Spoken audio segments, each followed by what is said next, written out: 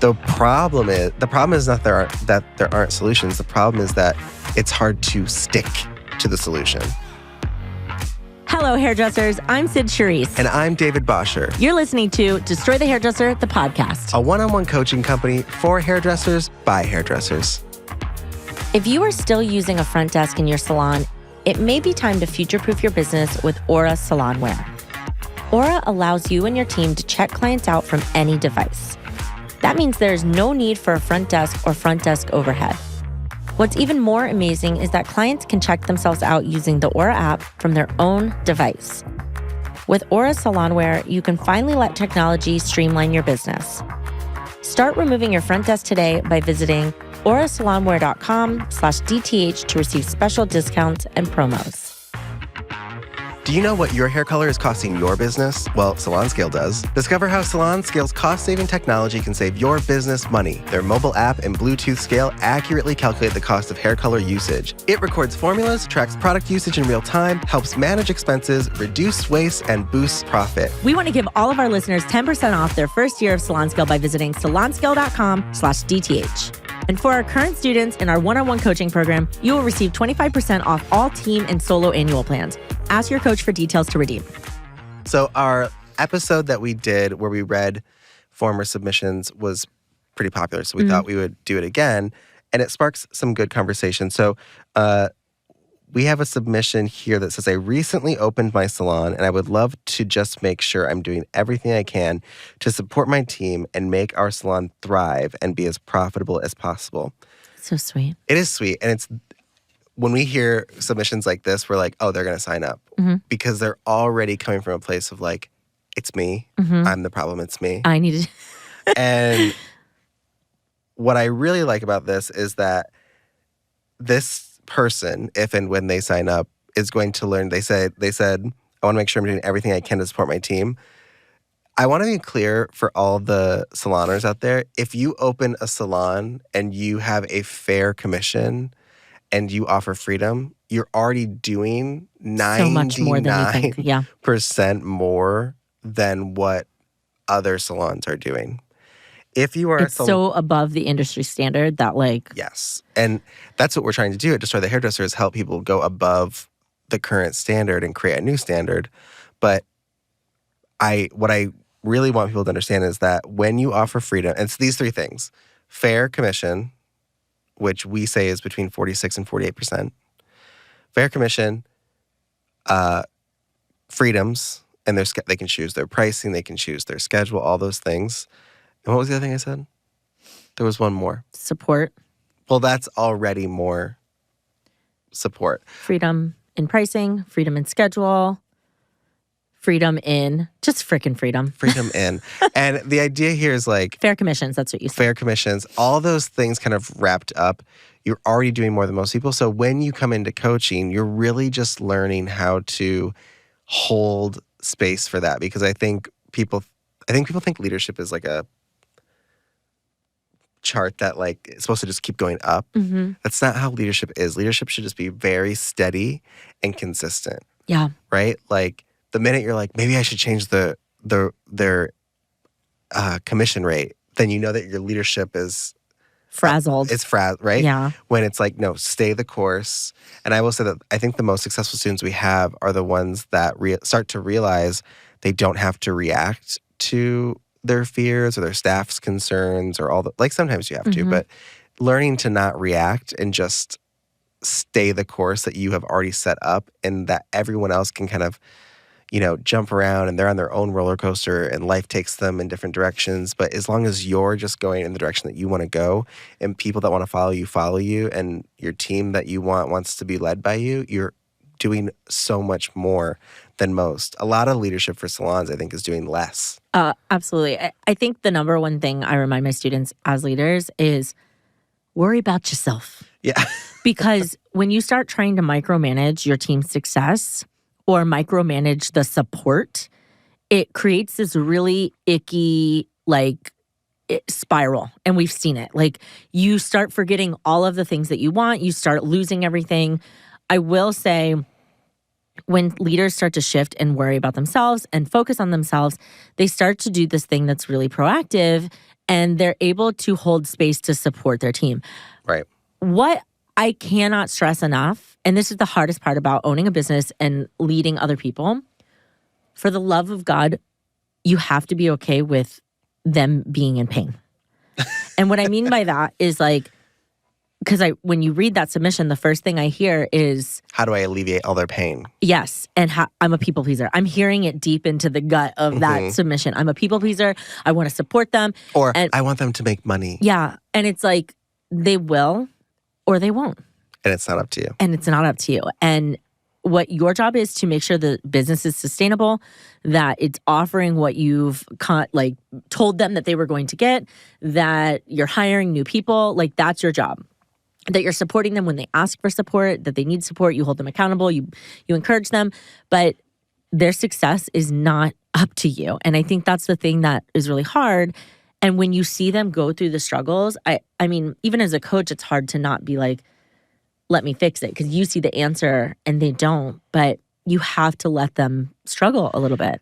The reason and figure it out on their own. And the reason you have to let them do that is because if you give them the answer, they aren't going to use it anyway. How many times have you had that friend that complains about their relationship, and you're like, break up with them, because that is the answer. Yeah. And they're just like, they ignore you. Yeah, they don't even and hear they keep talking about the problem. They're like, yeah. And then they just keep going. And then months later, they're like, I broke up with so-and-so. And you're like, I've been saying that. And they're like, I know. Usually it's years. Yeah. And so it's like, that's the thing. It's like, what a waste of energy. You become resentful. You get angry. It's like, no. Right.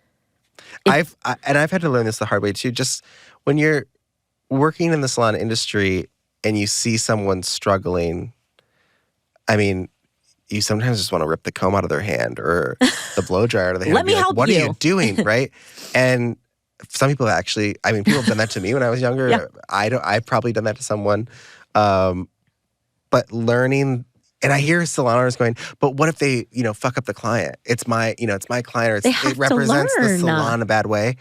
I can tell you right now, if you're so worried about the salon's reputation that you're expecting perfection, you will dig yourself into the fastest grave possible, because perfection doesn't exist. Mistakes are the norm.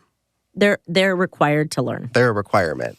And not only they're a requirement, your job is not to run around all day trying to avoid the mistakes, avoid mistakes from happening or putting out little fires. Your job is to let those fires happen. And then when your stylist comes to you, you say, go get the fire extinguisher. Well, they put out the fire so much that then the stylist doesn't know how to handle never learns uncomfortable conversations.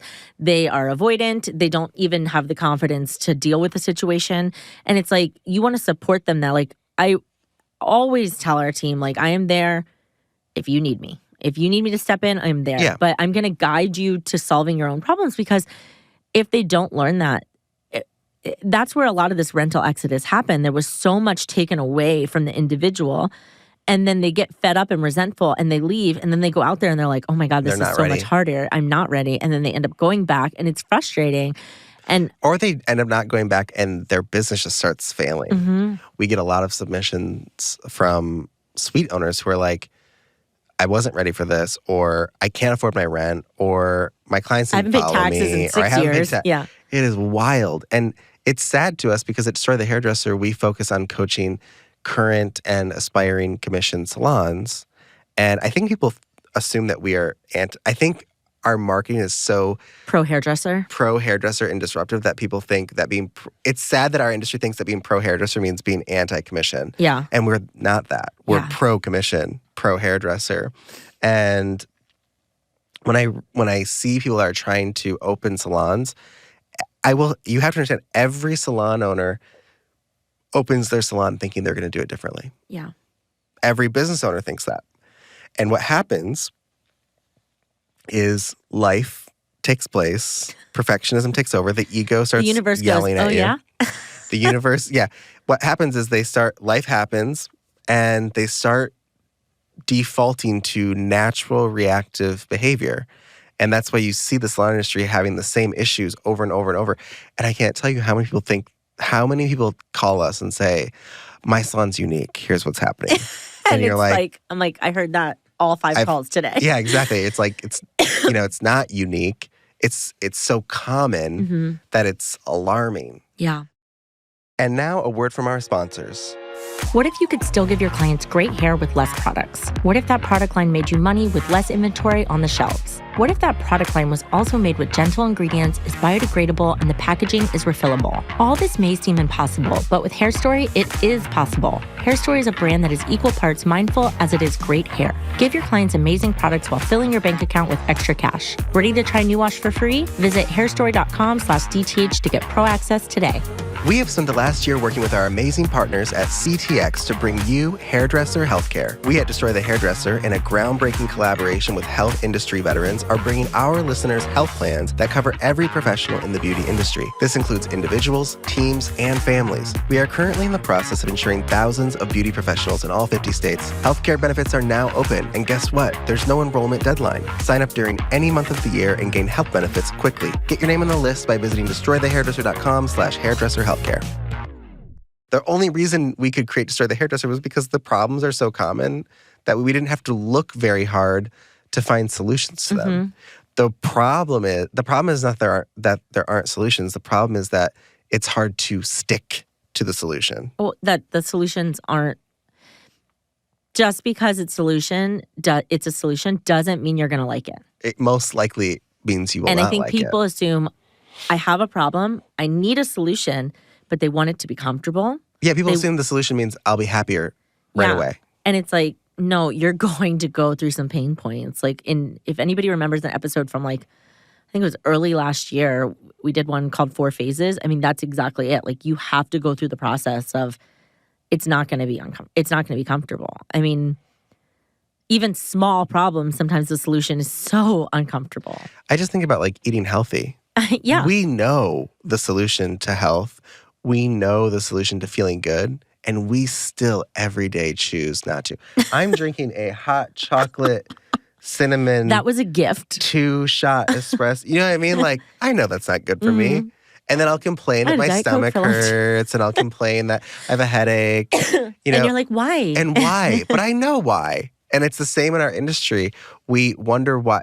Why does no one do the towels? Because nobody we want that wants magic to. Fix. That's why pain point marketing can sometimes be. Oh, it's clever. It's clever, but it's awful because I think the first thing we tell our students is we are not going to solve your problems. You are going to solve your problems. Yeah. And we're going to hold your hand through it. Yeah. And you're going to do it. And I think that's why it's so fulfilling and rewarding to be in coaching, because it's not this magic template or you get a coach and your business is fixed. Do you want to know why coaching companies use benchmarks and we don't? Why? Most coaching companies use benchmarks to say, well, it didn't work because you didn't hit the benchmarks. DTH, we can't do that. No. Because we don't. I don't want to do that. I don't want to do that. I don't want to tell someone. I don't have the energy. I don't want to tell someone, trap them by saying, well, I'm going to put you in a box and then you didn't really fit in the box. Yeah, the reason your business didn't work is because you didn't really use our techniques, because you didn't hit A, B, and C. With DTH, we do have things we want you to work on. But at the end of the day, if you fail, you fail. Yeah. Oh, whether we held your hand or we didn't or whatever, like that could happen to you in any coaching program. Exactly. It could happen to you with or without a coach. The difference is we're not going to sit here and go, oh, well, the reason you failed is because you didn't you didn't hit your retail mark. So we can't promise you anything. We don't promise you anything from the beginning. Like you said, it's just like getting a personal trainer. You can get the personal trainer. The personal trainer is not fully responsible for your results because the personal trainer can't go to your house and make sure you show up. I mean, they could. Can't sit there and feed. I mean, if you pay someone to do all these things. Oh my gosh, sit there and feed you. I would love that. I know. Just feed me what I'm supposed every meal. to eat. It's time for a snack? Okay. Is that what I'm eating? Cool. But the problem is, okay, I do that for a year and then my personal trainer's gone. Then go right back. I didn't learn anything. No, I go right back to eating. I didn't learn how to make it. This is how you know we've been recording for a long time, because that is the most bizarre example we've ever given. But it makes sense. It does. Does it? Or does it just make sense to you and I because we're delusional? What if they listen? We listen to this later and it's just us going, like we're not even speaking words, but in our heads we're having this whole conversation. Cartoon. Towards the end of a day of recording, we get really serious. God. It is absolutely true. When you have a team and you take away every opportunity for them to learn for your own comfort, and removing their discomfort, you're already failing. Because that's the worst thing you do. I don't care if your team screams and yells at you. You have to have the upper knowledge, if they scream and yell at you, you should fire them. Yeah, but you have to have the certainty to say no. Well, I think people. I know this is scary, but I'm here to support you. Jump in because they think if I don't, they're going to think I don't know what I'm doing. Yeah, that happens a lot too. But in reality, you know what you're doing so much to the point of, I know what I'm doing, and you're going to learn how to do it too. Mm-hmm. And we don't take the time to do that. It's kind of like when you have kids and you're like, clean your room, and they don't. Clean your room, and they don't. And then you finally just clean their room because they don't. Yeah. That child just learns that, oh, well.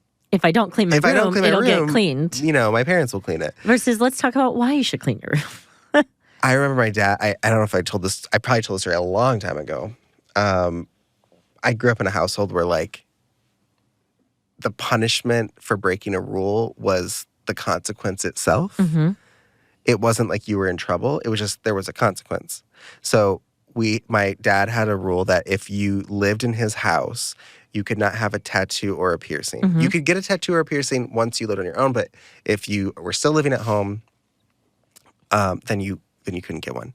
So my brother had moved home from college and went out with friends, and he got an eyebrow ring. This is like the early, the late 1900s or the early 2000s.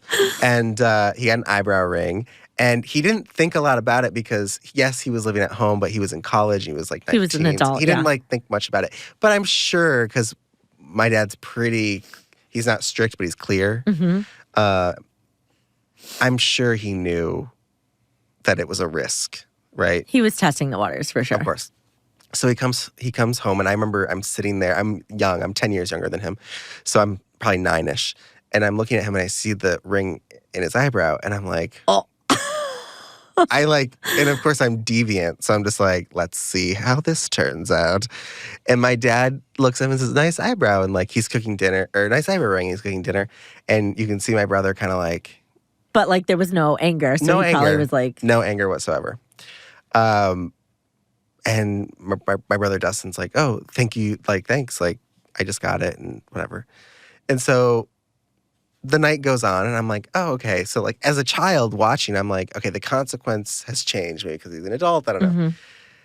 And my brother leaves to go out with friends, and my dad, it's winter, it's January in Michigan. Oh my God, I'm getting so sweaty hearing my this dad story. is I hear him downstairs, kind of things are he's banging away at something. And I see him hauling things up the stairs and outside into the driveway. And I'm like, what is going on?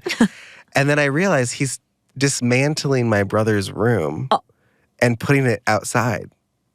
In the middle of January? Yeah, the bed, the stuff, just outside. And he wasn't mad. He was just, it was just you don't live here anymore. You obviously you can't live here. That was the rule. If you live here, you can't do those things. So you did that thing. And so I'm not mad, but that's the consequence. And so I grew up learning really tough lessons. Well, actually, I didn't learn the lessons. I watched my brother learn the lessons. But I learned a lot from that, which was there are consequences. You're not in trouble because you're human. And at the end of the day, it's not about the ring or the tattoo. It was just about there was a rule and a boundary. You crossed it. I don't need to be mad at you about it, but there is a consequence to it. And I think that's what's missing in a lot of businesses. I don't have to be mad at you But when you respect your business, you have boundaries. Exactly. So I don't have to be mad at you because you did something, but I can still hold you accountable to it. Mm-hmm. And I can still fire you if you don't do it. It's that simple. But I don't have to be controlled by my reaction to it. I'm sure my dad was mad. Yeah. But you could see that it was more about 1 + 1 is 2. It was very simple. It was very clear. Yes. So I think there's a lot of benefit to that. So if your staff doesn't listen, just move all their shit outside in January. Next time on Destroy the Hairdresser, the podcast. When you tell someone they can't raise their prices because of A, B, and C, it hurts everyone.